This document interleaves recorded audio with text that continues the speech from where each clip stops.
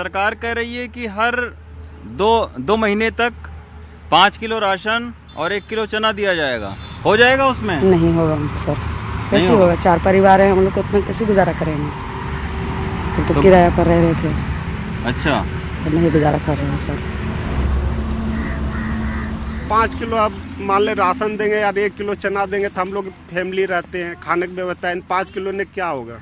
5 दिन का हम लोग का खर्चा नहीं चलेगा, तो हम लोग रह के वहाँ क्या करेंगे? एक तो हम लोग किराए पर रहते हैं, 3,000-4,000 रुपये किराया देने पड़ता है। अभी हेल लाइन में एक लेडीज गई थी लगे फूट के साथ, कंपनी बंद हो गया। तो बाल बच्चा लेके कहाँ जाएगा? यही राशन खा के खा रहे हैं, क्या करें? दूसरा कौन अख्तियार चलेगा? नमस्कार, मैं रविश कुमार, आप देख रहे हैं देश की बात 6 से 7। मजदूरों को जितना भोजन चाहिए सरकारों के हिसाब में अनाज उतना नहीं मिलता है। दोनों में इतना अंतर क्यों है? किसी की कमाई बंद हो गई है, रोजगार चला गया है, उसका नाश्ता, शाम का खाना, रात का भोजन सब छिन गया है। लेकिन केंद्र सरकार ने तालाबंदी के बाद वैसे लोगों को जिनके पास पहले से राष्ट्रीय खाद्य सुरक्षा कानून के तहत NFSA का राशन कार्ड है, उसके तहत 3 महीने तक सरकार ने कहा कि हम 3 महीने तक 5 किलो अनाज फ्री में देंगे और 1 किलो दाल फ्री में देंगे। लेकिन 50 दिन बीत जाने के बाद प्रवासी मजदूरों के बारे में सरकार ने कहा कि वैसे प्रवासी मजदूर जिनका राज्यों में राशन कार्ड नहीं है और जिनके पास राष्ट्रीय खाद्य सुरक्षा कानून के तहत बना हुआ राशन कार्ड नहीं है, वैसे मजदूरों को 2 महीने तक 5 किलो अनाज और 1 किलो चना हम फ्री में देंगे। अब ये बताइए कि ये कौन सा इंसाफ है? क्या ये मुगले आजम वाला इंसाफ है? इतनी नाइंसाफी तो बादशाह अकबर ने मुगले आजम में अनारकली के साथ भी नहीं की थी। एक मजदूर को, एक गरीब को आप 3 महीने मुफ्त अनाज देते हैं और एक गरीब को आप 2 महीने मुफ्त अनाज देते हैं। ये कौन सा पैमाना है? वो ख्याल भी आपको 50 दिन बीत जाने के बाद आता है। ये फर्क आप समझिए कि इस तालाबंदी के 2 महीने में अभी हम ये नहीं जानते हैं और ना ही सरकार ने हमें या आपको बताया है कि इन 2 महीनों के दौरान कितने करोड़ लोग फिसलकर गरीबी रेखा से नीचे चले गए। इसकी बात कोई हिंदुस्तान में नहीं कर रहा। लेकिन यह बताया जा रहा है कि हम जो अनाज देंगे 2 महीने के लिए किसी को देंगे, किसी को 3 महीने के लिए देंगे। क्या 2 महीने के बाद उस मजदूर को भूख नहीं लगेगी, उसके परिवार को? ये फैसले इस तरह के विचित्र प्रकार के क्यों होते हैं? इस बातों पर ध्यान रखिए। और 8 करोड़ मजदूरों की बात कर रहे हैं, प्रवासी मजदूरों की। पीयूष गोयल कहते हैं कि 10 लाख लोगों को हमने पहुंचा दिया है, मगर पीयूष गोयल या उनकी सरकार या राज्य सरकारों के नीचे आने वाली तमाम कायनातें एक बार के लिए भी नहीं बताती हैं कि कितने लाख या करोड़ मजदूर पैदल चलकर गए, क्योंकि वो ये संख्या बताएंगे तब उसके सामने उनकी ये 10 लाख या 12 लाख की संख्या छोटी पड़ जाएगी, मामूली नजर आएगी और शर्मिंदगी होगी। इसलिए अपनी नाकामी पर बात नहीं करने के लिए, उसे छिपाते हुए, पर्दा डालते हुए वो बात कर रहे हैं कि उन्होंने कितना काम किया। वो उसकी बात नहीं कर रहे हैं जो तमाम सरकारों ने मिलकर, जिनमें उनकी भी सरकार शामिल है, उन्होंने कितने लाख या करोड़ मजदूरों को पैदल चलने के लिए और पैदल चलते हुए मरने के लिए सड़क पर छोड़ दिया। अभिषेक शर्मा हमारे साथ हैं। अभिषेक, आप मुझे बताएं कि 1000 के करीब रेलगाड़ियां चल चुकी हैं मजदूरों को लेकर। आप मुंबई के जिस स्टेशन पर हैं, वहां क्या हालात आप देख रहे हैं और किस तरह की समस्याएं आप आने वाले समय के लिए उसे आप देख रहे हैं? मैं कोशिश करूंगा रवीश कि आपको जो है तस्वीरें लाइव दिखा सकूं कि मैं सुबह से यहाँ पे आया हुआ हूँ। सुबह से बहुत सारे लोग यहाँ पे लाइन में थे, बहुत सारे लोगों को भेजा जा रहा है। ये देखिए, एक लंबी लाइन है। मैं इसलिए ये लंबी लाइन आपको दिखाना चाह रहा हूँ कि लोग यहाँ पे अब बड़ी मुश्किल से, अभी शाम के वक्त में कुछ लोगों को कुछ खाने के लिए आया हुआ है। और मैं आपको बताऊँ कि ये जो लाइनें हैं, ये आपको देखना इसलिए ज़रूरी है क्योंकि जो सरकार कह रही है कि वो लोगों के लिए ट्रेन का इंतज़ाम कर रहे हैं, लोगों के लिए ट्रेन का इंतज़ाम होगा, एक ट्रेन में 1400 लोग जा सकते हैं। पहले 1200 लोग जा रहे थे और अब 1400 लोग, क्योंकि मिडिल की जो बर्थ है वो भी खोल दी गई है और अब मिला के 1400 लोग जा सकते हैं एक ट्रेन में। अब मुंबई में जो रजिस्ट्रेशन हुआ है, जिनको ट्रेन से जाना है, जो पढ़े लिखे हैं, जो रजिस्ट्रेशन कर सकते हैं या जिनका ग्रुप लीडर इतना समझदार है कि वो रजिस्ट्रेशन करवा सकता है, उनको, उन लोगों के ऐसे 5 लाख लोगों के रजिस्ट्रेशन हुए हैं। 1.5 लाख लोग जो हैं वो धारावी से हैं, जिन लोगों को रजिस्ट्रेशन करना है। और जो 1.5 लाख लोग रजिस्ट्रेशन हो चुका है, इनको सुबह आप देखिए कि उनकी शुरुआत कैसे होती है। आप पहले 3 दिन तक, कौन सी तारीख से आप लोगों का रजिस्ट्रेशन हुआ था? आपका रजिस्ट्रेशन आप बात करना चाहते हो? आपका रजिस्ट्रेशन कब हुआ था? अच्छा, बहुत सारे लोग बात नहीं कर रहे हैं, लेकिन मैं आपको बताऊं, इनमें से 6 तारीख के लिए जो रजिस्ट्रेशन हुए हैं जी, 6 तारीख को रवीश जो रजिस्ट्रेशन हुए हैं, वो रजिस्ट्रेशन 6 तारीख के बाद अब जाकर उन लोगों को यहाँ पे लाइन में जगह मिली है। आप सोचिए 6 तारीख से लेकर अब तक आप पुलिस स्टेशन के सामने चक्कर लगाते हैं और ये रेला लगातार आपको ऐसा चलता हुआ दिखाई देगा। 6 तारीख से आप लाइन में लगेंगे, पहले पुलिस स्टेशन के सामने, फिर आपको एक बस लेने आएगी, बस के सामने फिर आप लाइन में लगेंगे, वहां पे आप सुबह से लाइन में लगेंगे और फिर जब आप इधर आएंगे तो फिर आप सुबह से फिर यहाँ पे लाइन में लगेंगे और फिर शाम तक आपको भेजने की कोई व्यवस्था अगर हो गई तो हो गई, क्योंकि नंबर्स जो पुलिस से जो मेरी बात हो रही है यहाँ पे सड़क पे, वो लोग कह रहे हैं कि नंबर इतना ज्यादा आ रहा है जो रजिस्टर्ड नहीं है। अब देखिए, ये मेरे सामने नई ट्रेन के लिए आए हैं, ये बिहार जाने वाली एक ट्रेन खोली गई है, उस ट्रेन के लिए अभी 1400 लोगों की गिनती पहले पूरी हो चुकी है रवीश, जो हम पहले काउंट करवा रहे थे, पुलिस जो साथ में काउंट कर रही थी। ये 5 लाख का जो रजिस्ट्रेशन है उससे कई गुना ज्यादा नंबर आ रहा है। पुलिस परेशान है कि उनका कहना है कि हम इतने सारे लोगों, हम इस काम के लिए नहीं बने थे कि हम लोगों को इतने सारे लोगों को रजिस्टर कर सकें। महाराष्ट्र में ये सवाल औरंगाबाद की बेंच ने उठाया है कि आप रेवेन्यू के ऑफिशियल्स को क्यों नहीं लगा रहे हैं, वो ये काम कर सकते हैं, ट्रेन के लोग वो यहाँ पे भीड़ मैनेज करेंगे, क्योंकि लोग रेस्टलेस भी होंगे। सुबह कई बार ऐसी कहानियां हुई हैं रवीश, जिसमें लोग सुबह से निकले हुए हैं, पिछले 2 दिन से यहाँ पे पहुंचे हुए हैं या सुबह से पहुंचे हुए हैं, और ये लाइनें जो है वो खत्म नहीं हो रही हैं। तो मोटे तौर पर अगर आप जो पीयूष गोयल साहब का जो हिसाब किताब है, मैं उस हिसाब किताब में अगर थोड़े से छेद करने की कोशिश करूं तो वो ये है कि 5 लाख लोग मुंबई में रजिस्टर्ड हैं। आपको उनके लिए, अगर आप सामान्य तौर पे भी ट्रेन चलाना चाहते हैं, ये वो लोग हैं जो रजिस्टर कर चुके हैं, जिनको अभी जाना बाकी है, तो आप अंदाजा लगाइए आपको 400-500 ट्रेन चलानी पड़ेंगी। आपने अभी तक पूरे देश भर में 1000 ट्रेन चलाई है अभी तक। तो आप लोग बात करना चाहते हैं कि आपका रजिस्ट्रेशन कब हुआ था? सर ये हमारा हो गया था, मास्क पहन कर, हम बात समझ जाएंगे आप। ये हमारा 8 दिन हो गया था रजिस्ट्रेशन। कब हुआ था? 8 दिन पहले। अच्छा, 8 दिन पहले। उसके पहले पुलिस स्टेशन पे लाइन लगाई थी? हाँ, वो लाइन लगाए थे, पूरा दिन लगाए थे। पूरा दिन पुलिस स्टेशन के आप चलते रहो, नहीं तो आपका नंबर निकल जाएगा, आप बोलोगे कि हमारी वजह से नंबर गया। हम लाइन लगाए थे पूरा अच्छा, दिन। उसके बाद पूरा दिन 8 तारीख को आपने लाइन में लगे। हाँ, और एक दिन तो वापस भी चले गए थे, फिर दूसरे दिन आए थे तो फिर हमें नंबर आया था। फिर 9 तारीख को आपका नंबर आया। फिर उसके बाद आप सुबह से आज लाइन में लगे बस के लिए। आज हम लोग तो 24 घंटे से यानी बस में लाइन लगाने की खड़ी है। 24 घंटे? हाँ, 24। एक बार तो भगा दिए, उसके बाद फिर बोले फिर अब बस आ रहा है, फिर हम लोग आए 1 घंटा पहले। हटा के गए, फिर उसके बाद में अब नंबर आया हम लोग का। वही अच्छा, जाएंगे कहाँ आप ये तो बताइए? गोंडा जाएंगे, यूपी गोंडा जाएंगे। गोंडा वाले तो बहुत से, लेकिन ये गोंडा के लिए गाड़ी तो निकल गई है। अब निकल गई तो अभी पता नहीं है, अब वहाँ अंदर पहुंचेंगे तो पता लगेगा क्या है क्या नहीं है। अच्छा, मैं वैसे आपको रवीश बताऊं कि हम लोगों को जो मीडिया है उसकी एंट्री इन्होंने अंदर बंद कर दी है, क्योंकि इनको लगता है कि बहुत सारी चीजें ऐसी होंगी जो वो हमें नहीं देखने देना चाहते हैं। तो रेलवे जो कह रहा है कि आप यहाँ से कुछ समझना चाह रहा हूँ कि क्या हम लोग गेट पे ही हैं, तो आप अपनी बात पूरी कर लीजिए। तो 1.5 दिन आपको, क्या ये मजदूर कंफ्यूजन में भी आ रहे हैं कि जी नहीं, आप पूछिए रवीश अपना सवाल। हेलो, मेरा ये सवाल था कि ये कंफ्यूजन क्यों हो रहा है कि जब उन्होंने पंजीकरण कराया है, रजिस्ट्रेशन कराया है, तो फिर ये लोग किस कंफ्यूजन में इस लाइन में आकर लग जा रहे हैं, जबकि उनकी ट्रेन नहीं है या उनकी ट्रेन जा चुकी है, या स्टेशन में क्या आप सुबह से कह रहे हैं, तो क्या ये 14-14 घंटे 12-12 घंटे लोग इंतजार कर रहे हैं, या उससे भी ज्यादा समय से बिना खाए पिए? इस लाइन में तो खाने की कोई व्यवस्था भी नहीं होगी।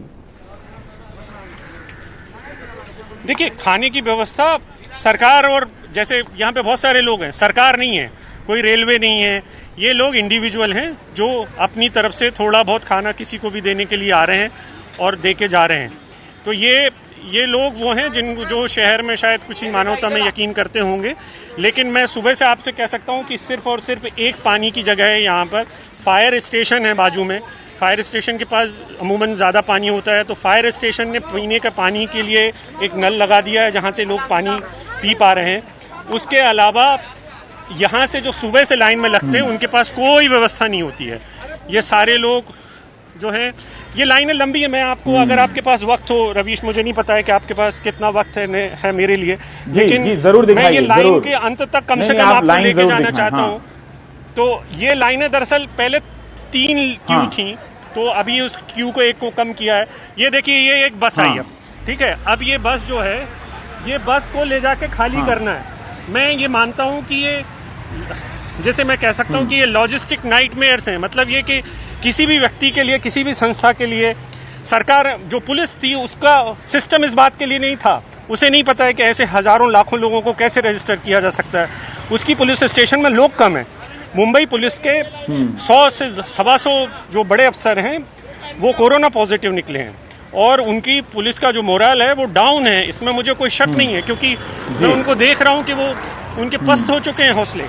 और एक चीज बस इतनी है कि पुलिस यहाँ पर जो आपने शायद कई जगहों पर, दूसरी जगहों पर देखा है, उनके अलावा मैं आपको इतना बात बता सकता हूँ, पुलिस ने एक छोटी सी अप्रोच ठीक की है। कम से कम मैं उस बात के लिए उनको क्रेडिट, पुलिस प्रेम से बात कर रही है। पुलिस शायद इनके दर्द में बात समझ पा रही है कि, या सरकार ने उनको समझाने की कोशिश की है एजेंसीज को, क्या बल प्रयोग मत करिए। तो कम से कम यहाँ पे बल प्रयोग नहीं हो रहा है कहीं पे, ये इस बात का क्रेडिट देना पड़ेगा। अब देखिए, ये जो बस आई है, इसी को लेकर आज ये बात हम समझते हैं अभिषेक, दरअसल इस लाइन में आने में जी मैं एक लाइन का कंप्लीट कर दूं। ये जो बस में आप जब यहाँ तक आते हैं ना रवीश, तो इस लाइन में आने के पहले दरअसल आप 6 तारीख से 7 तारीख से कई दिनों से आप संघर्ष कर रहे होंगे, तब जाके आप इस लाइन में पहुंचेंगे। और यहाँ पे आपको सुबह से संघर्ष करना है, या ये लकी लोग हैं कि अभी ये जो लाइन है वो लगी रहेगी, शाम को 8 बजे, 9 बजे, 10 बजे, रात के 11 बजे, इनका नंबर कब आएगा हमें नहीं पता है। और ये जो पैदल जा रहे हैं ना, वो इनमें से बहुत सारे लोग ऐसे हैं जिनको ये उम्मीद टूट गई है कि उनकी गाड़ी निकल गई, या उनको लगता है कि अगली गाड़ी का नंबर उन्हें पता नहीं है कब आएगा। सरकारों के पास जो रजिस्ट्रेशन है वो सिर्फ ग्रुप लीडर्स के हैं। एक पुलिस स्टेशन के पास इतना महकमा नहीं होता है कि वो सारे लोगों को रजिस्टर कर पाए, तो उनमें से कई सारे लोग छूट जाते हैं।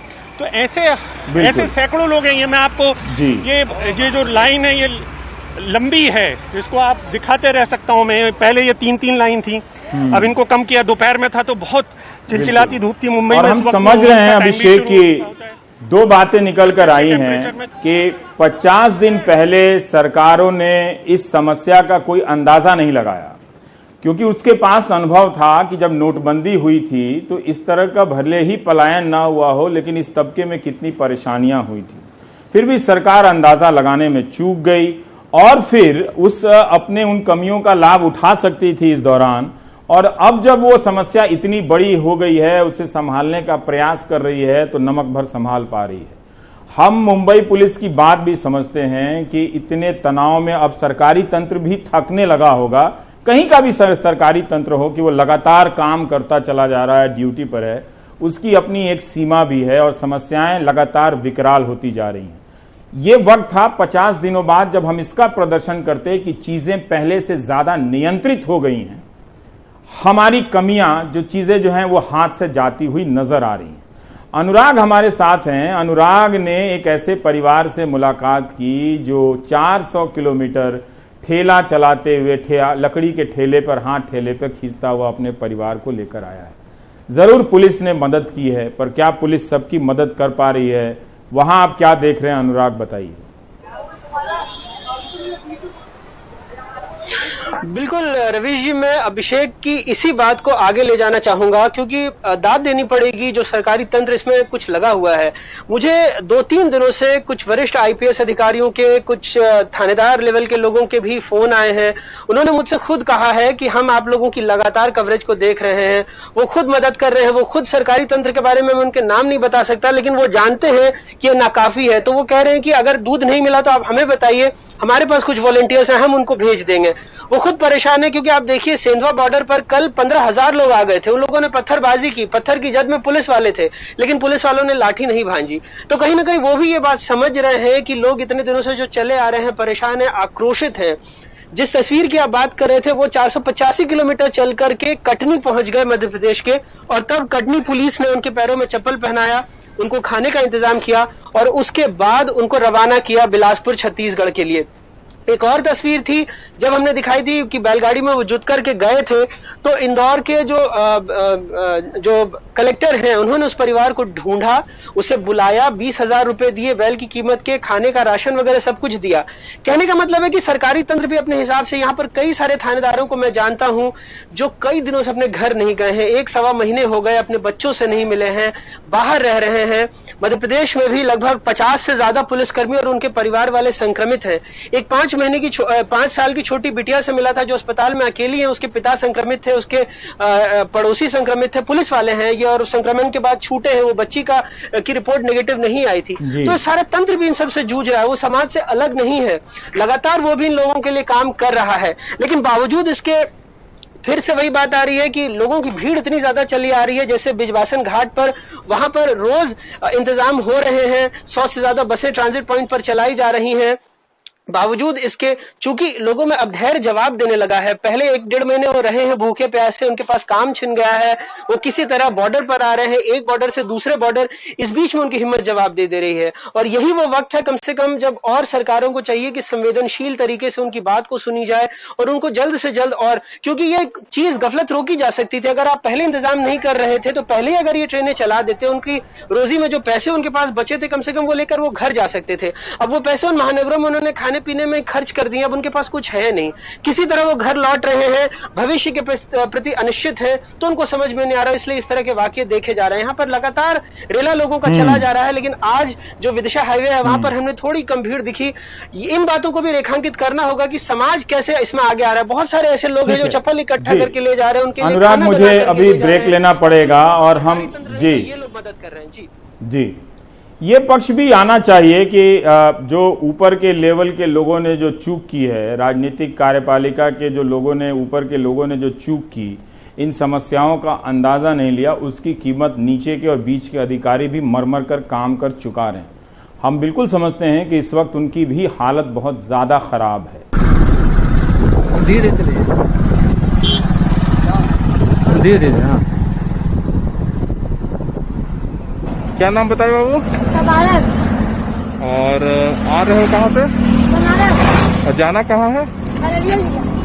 अच्छा, काम क्या करते थे वहाँ? तुम्हारा कितना एज है? उम्र कितना है? उम्र? हाँ, पापा का हेल्प कर रहे हो? हेल्प कर रहे हो उनका? तो क्या है वहाँ खाने पीने का सुविधा नहीं था बनारस में?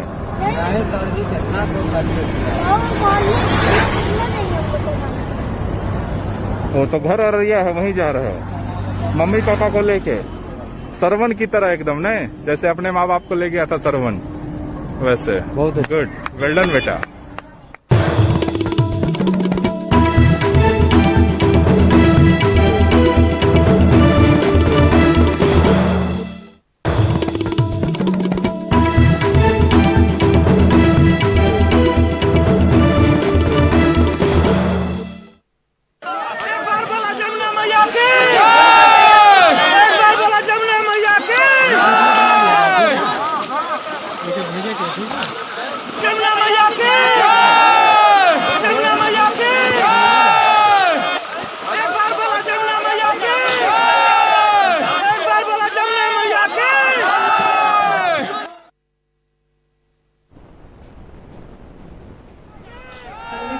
तो आप देखिए कि ये जो तस्वीर आपने देखी है यमुना नगर की तस्वीर है, वहां के कलानौर से ये मजदूर यमुना नदी पार करते हुए सहारनपुर जा रहे हैं। आप जानते हैं कि यमुनानगर जो हरियाणा का इलाका है और सहारनपुर का इलाका दोनों टच करता है, नदी से विभाजित होता है। मगर अभी तक आपने क्या क्या देखा कि लोग पैदल चल रहे हैं, पटरियों के किनारे चल रहे हैं, अपने ठेले को खींच रहे हैं, सूटकेस पे बच्चा है। और अब आप देख रहे हैं, पता नहीं आगे क्या क्या देखना पड़ेगा, कि इस तरह से मजदूर अपना सामान लेकर इन नदियों को इस यमुना नदी को पार करते हुए चले जा रहे हैं। उन्हें उनका बस चलता तो वो आसमान को भी अपना रास्ता बना लेते, अपना हाईवे बना लेते। लेकिन किस तरह से ये मजदूर आप देख रहे हैं कि नदी के बीच से जान जोखिम में डालते हुए चले जा रहे हैं। अगर कोई इस तरह से दुर्घटना हो गई तो क्या करेंगे? इसलिए मैं कह रहा हूं कि हमारे संवाददाताओं मोहम्मद गजाली ने ये तस्वीर भेजी है अपने सहयोगी संपर्क के जरिए। हमारे संवाददाताओं ने लगातार इन कहानियों को, बहुत से लोग बोर हो गए होंगे इन्हें देखते हुए, लेकिन आप इन मजदूरों की पीड़ा को समझिए कि वो कितनी तकलीफ उठाकर अपना इस तरह से ये पलायन कर रहे हैं। ये तप और त्याग और तपस्या नहीं कर रहे हैं। इतना मतलब मैं भी समझता हूं तप, त्याग और तपस्या का क्या मतलब होता है कि हमने किस हाल में मजदूरों को छोड़ा है।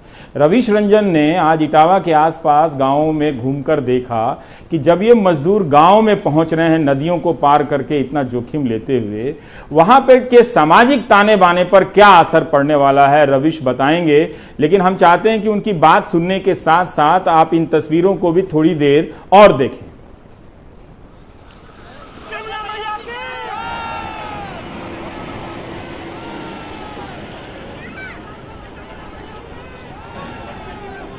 जी रवीश, आप मुझे सुन पाए कि मैं ये जानना चाह रहा था कि आप जो गांव में गए हैं तो क्या जिस भी गांव में गए वहां पर मनरेगा का काम शुरू हो चुका है, और दूसरा कि बहुत सारे लोग पहुंचे हैं जिनके पास पैसे नहीं हैं, तो पैसे की गांव में बहुत कमी हो गई होगी, तो इसका असर वहां के सामाजिक ताने बाने पर क्या पड़ रहा है, कुछ बताएं।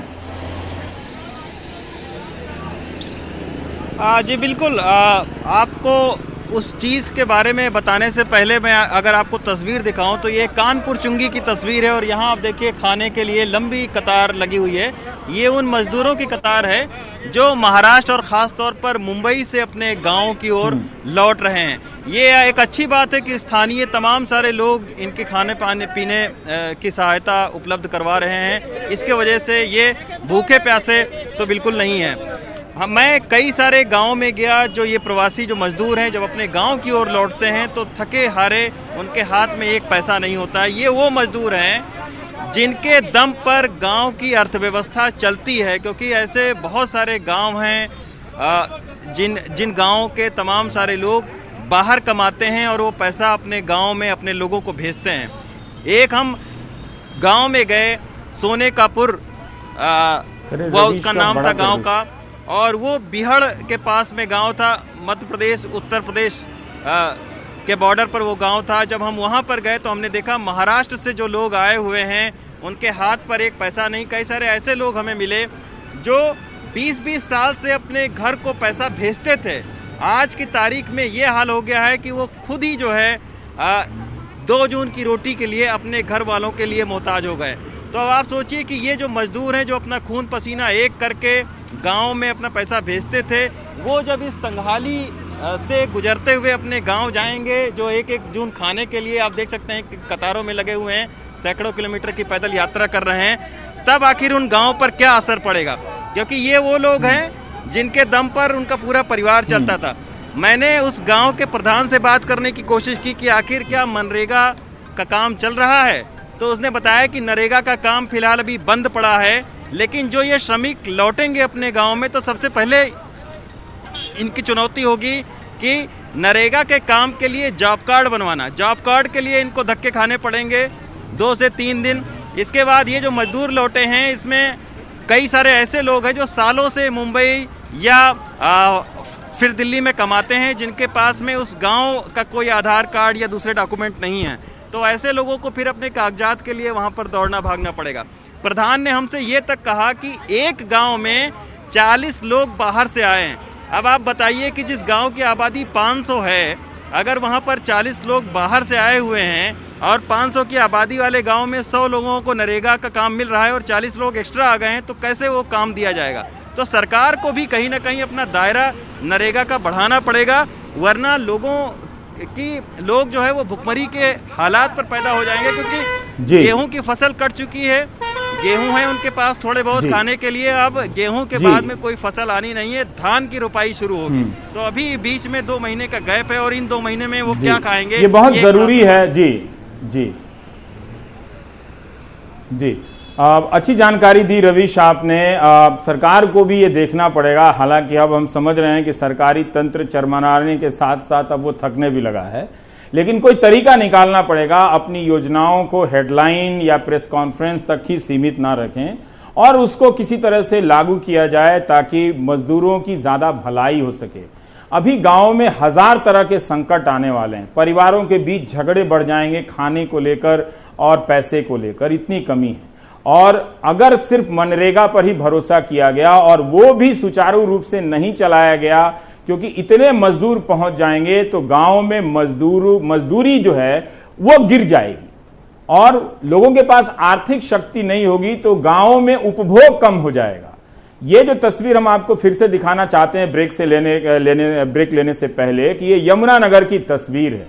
अब आप सोचिए कि पुलिस से बचने के लिए ये लोग किन किन रास्तों की तलाश कर रहे हैं। अगर हमारी सरकारें सभी मिलकर इन 50 दिनों में एक दूसरे का हाथ पकड़ते हुए बसों का इंतजाम करती, ट्रेनों का इंतजाम करती, तो इनको पहुंचाया जा सकता था, या अगर इनके खाने की व्यवस्था करती तो इन्हें शायद घर भागने की उतनी बेचैनी नहीं होती।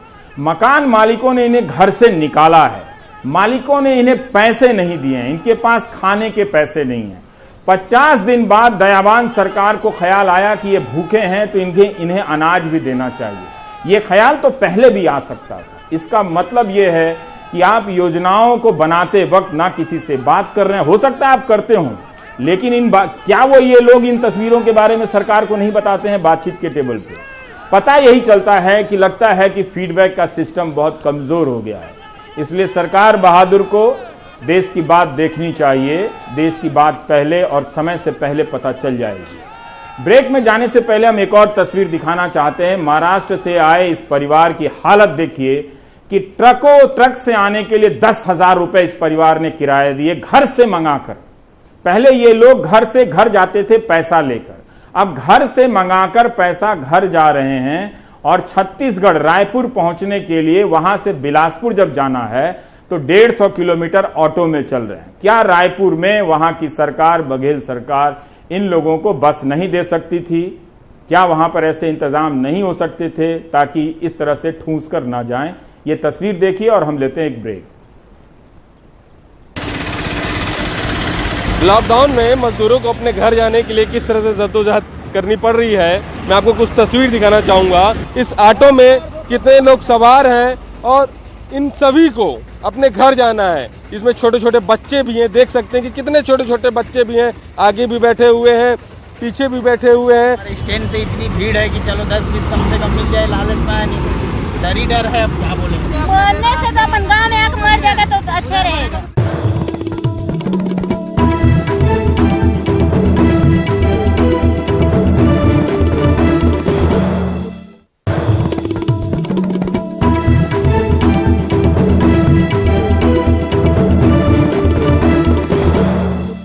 बाइक से क्यों चले, ट्रेन से क्यों नहीं चले? वहाँ से तो ट्रेन भी चल रहा है। नहीं सर, ट्रेन का सुविधा नहीं। बिहार सरकार पैसा वैसा भेजा था आप लोग के खाते में? नहीं, हम लोग को तो नहीं भेजा सर। आप लोग अप्लाई किए थे? अप्लाई किए थे पर आया नहीं। परेशानी है वहाँ पे, क्या करेंगे रह के? अब ना वहाँ खाने को है, ना पढ़ाई चल रहा है। बाइक आपके पास था पहले? हाँ, मेरा खुद का बाइक है। बिजनेस चौपट हो गया है, कोई ऑप्शन नहीं है, खाने का पैसा नहीं था, निकल दिए। लॉकडाउन में क्या दिक्कत हुआ तुम्हें? दिक्कत यही हुआ सर, सारा धंधा बंद हो गया, पैसा आना बंद हो गया, क्या करेगा, मजबूरी। जिंदा रहने के लिए तो कुछ न कुछ उपाय तो ढूंढना पड़ेगा ना। अनंत दुखों का दुख सागर, हमारी कहानियां खत्म नहीं हो रही। हर मोड़ पर एक नई कहानी, एक नई चुनौती इंतजार कर रही है। इस कोविड-19 की समस्या ने हमारे सिस्टम के प्रति, समाज के प्रति, एक दूसरे के प्रति तमाम सोच और समझ को बदल दिया है, ध्वस्त कर दिया है। सोहित हमारे सहयोगी अब मालेगांव पहुंच गए हैं। सोहित बता सकते हैं कि वहां पर क्यों इतनी चर्चा है कब्रिस्तान में आए हुए शवों को की संख्या को लेकर? बिल्कुल, देखिए रवि जी, अगर मालेगांव की बात की जाए तो 6 लाख के करीब की आबादी है और आमतौर पर अगर पिछले साल की तुलना में इस साल केवल अप्रैल की तुलना कर लें तो आप देखेंगे कि जो मौत यहाँ पर हुई है वो उसमें 3 गुना का इजाफा हुआ है। यानी अब मैं आपको बता दूं, पिछले साल केवल 2 बड़े कब्रिस्तान जो है यहाँ पर, एक बड़ा कब्रिस्तान जिसे कहा जाता है, आप उसे ले लें और साथ ही साथ उसके साथ जो दूसरा एक यहाँ का कब्रिस्तान है आयशा नगर कब्रिस्तान, केवल उसको पकड़ लें तो 2 कब्रिस्तान में 592 लोग केवल अप्रैल महीने में जब लॉकडाउन चल रहा था तब उनकी मौत हुई है, जबकि पिछले साल इसी समय 197 लोगों की मौत हुई थी। यानी 197 लोगों को यहाँ पर दफन करवाया गया था। ये मामला इसलिए भी बड़ा है रवीश जी, क्योंकि अब ये कोई नहीं बता सकता कि इनमें से कितने लोगों को कोरोना पॉजिटिव थे, उसकी वजह से इनकी मृत्यु हुई, या कोई दूसरी बीमारी थी इसकी वजह से इनकी मृत्यु हुई। तो दरअसल यहाँ पर जो प्रशासन है उसे लेकर सवालात लगातार उठ रहे हैं। 4 यहाँ पर सरकारी अस्पताल हैं, लेकिन चारों में से एक भी कोरोना के लिए नहीं बनाया गया है। दूसरे जो प्राइवेट अस्पताल हैं उसे बनाया गया है। जितने भी लोगों से हमने बात की है, हर किसी का कहना है कि प्राइवेट अस्पताल में जिस तरह की सुविधाएं होनी चाहिए वो नहीं है। तो इसलिए हो भी ये रहा है कि जो प्राइवेट क्लिनिक्स थे उसे भी बंद करवा दिया था प्रशासन ने। कहा था कि सर्दी खांसी जुकाम होगा तो आप आइएगा सरकारी दफ्तरों में। क्यों सरकारी अस्पतालों की अगर बात करें तो वहाँ पर लोग इतने ज़्यादा हैं, संख्या बहुत कम है, चीज़ें बराबर से नहीं है, तो लोग भी बहुत कम जा रहे थे, जिसकी वजह से काफ़ी लोगों की मृत्यु हुई है। अब ये जांच का विषय होना चाहिए, प्रशासन को इस पर जांच चलना चाहिए कि 3 गुना अगर मृत्यु 1 महीने में बढ़ती है पिछले साल की तुलना में, तो इसकी क्या वजह है, क्योंकि इससे खतरा जो है और लोगों में भी बरकरार रह सकता है। तो इसके लिए प्रशासन की ओर से फिलहाल कोई भी कदम उठता हुआ नजर नहीं आ रहा, जो सबसे बड़ी चिंता की बात है रवीश जी।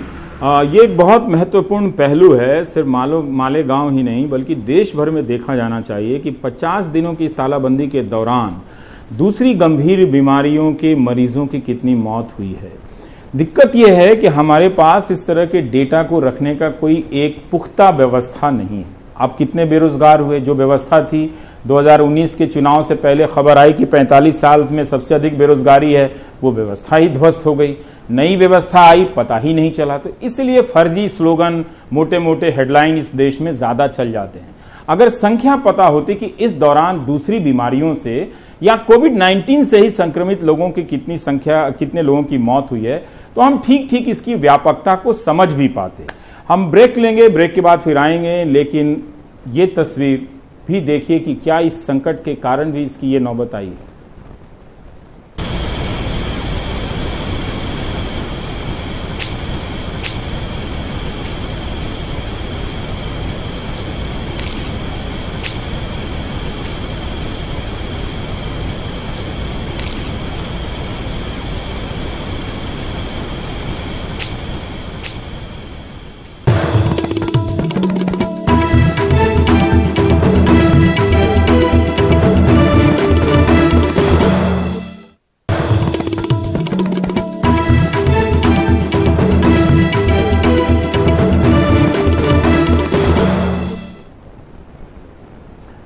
आप देख रहे हैं देश की बात, लेकिन हम फिर से आपको यमुनानगर की इस तस्वीर को दिखाना चाहते हैं, क्योंकि इस तस्वीर ने बिल्कुल इस पलायन की तस्वीरों को नए तरीके से समझने के लिए मजबूर किया है कि हमारे मजदूर किन किन रास्तों का चुनाव कर रहे हैं अपने घरों तक पहुंचने के लिए। अब आप देखें कि ये यमुनानगर से नदी पार करके सहारनपुर की तरफ जा रहे हैं। अगर ये रात में ऐसा करते होंगे, अगर ये परिवार के साथ ऐसा कर रहे हैं, कोई गिर गया, कोई कुछ हो गया, तो समझिए कि कितना खतरा है। शॉर्टकट छोटे रास्तों की तलाश में हमारे मजदूरों को जो मजबूर किया गया, गनीमत है कि वो इस वक्त रास्ते में हैं, वो टीवी नहीं देख रहे हैं, वो अखबार नहीं देख रहे हैं। मजदूर, करोड़ों मजदूरों के पास इस वक्त टीवी और अखबार देखने का जरिया नहीं है, लेकिन कभी ना कभी वो लौट कर इन तस्वीरों को जरूर देखेंगे। वो ये बात समझेंगे कि उन पर क्या बीती है। जिस देश के निर्माण के लिए उन्होंने देश को छोड़ा था, जब उस देश से देश की तरफ जा रहे थे, तो उस देश ने इनको किस तरह से इनके हाल पर छोड़ दिया, और ये पटरियों पर कटकर मर गए, ट्रक की छतों से गिरकर मर गए। आज भी उत्तर प्रदेश से 6 मजदूरों के मरने की घटनाएं आई हैं अलग अलग शहरों से। अब आप सोचिए, दुर्घटनाएं हुई। अच्छी बात है कि मुख्यमंत्री योगी आदित्यनाथ तुरंत मुआवजे का ऐलान कर देते हैं और नज़र रखते हैं, लेकिन दूसरे राज्यों से तो कुछ पता भी नहीं चलता कि मरने वाले मजदूरों को क्या दिया जा रहा है। लेकिन खतरा देखिए कि कितना ज़्यादा है। ये तस्वीरें बता रही हैं कि मजदूरों को जो मजबूरी विरासत में दी गई है, जो धक्के में दी गई है, हो सकता है दिल्ली में अंग्रेजी के स्तंभकार ये लिखते रहे हों, सर्वे करते रहे 600 सैंपल लेके न्यूज़ चैनल वाले कि इस दौरान नरेंद्र मोदी की लोकप्रियता कितनी बढ़ गई है। हो सकता है उनकी लोकप्रियता 10 गुनी बढ़ गई हो, 1000 गुनी बढ़ जाए, लेकिन ये जो तस्वीरें हैं इसका हिसाब हम किस खाते में करेंगे? क्या किसी की लोकप्रियता बढ़ जाती है और वो चुनाव जीतते ही रहेंगे? क्या इस आधार पर इन तस्वीरों को इतिहास, स्मृति और अपने वर्तमान से जो इस वक्त आप एनडीटीवी इंडिया पर देख रहे हैं खारिज कर देंगे, मिटा देंगे? इन तस्वीरों का कोई वजूद नहीं है। तो सोचते रहिएगा पूरे हफ्ते भर कि आपने क्या देखा और इन तस्वीरों को दिखाने के बाद सरकारों और हुकूमत पर क्या असर पड़ा है, चुनाव की नजर से नहीं, इंसानियत की नजर से। क्योंकि अगली बारी आपकी आएगी तो आपके लिए भी कोई इसी तरह चुप रहेगा जिस तरह से आप में से बहुत ज्यादा लोग इन मजदूरों की इस हालत पर चुप रहे हैं। इतिहास ये भी दर्ज करता हुआ चला जा रहा है। मैं उन लोगों का शुक्रिया अदा करना चाहता हूं जो इस संकट में भी अपनी गाड़ी निकलकर चप्पलें बांट रहे हैं, खाना खिला रहे हैं। ऐसे जांबाज लोगों का आप कितनी बार सलाम करें वो बहुत कम है, लेकिन जो लोग चुप रह गए उनकी संख्या बहुत ज्यादा है। मगर उनकी चुप्पी तोड़ दूंगा। आप देखते रहिए देश की बात 6 से 7 सोमवार से शुक्रवार। नमस्कार।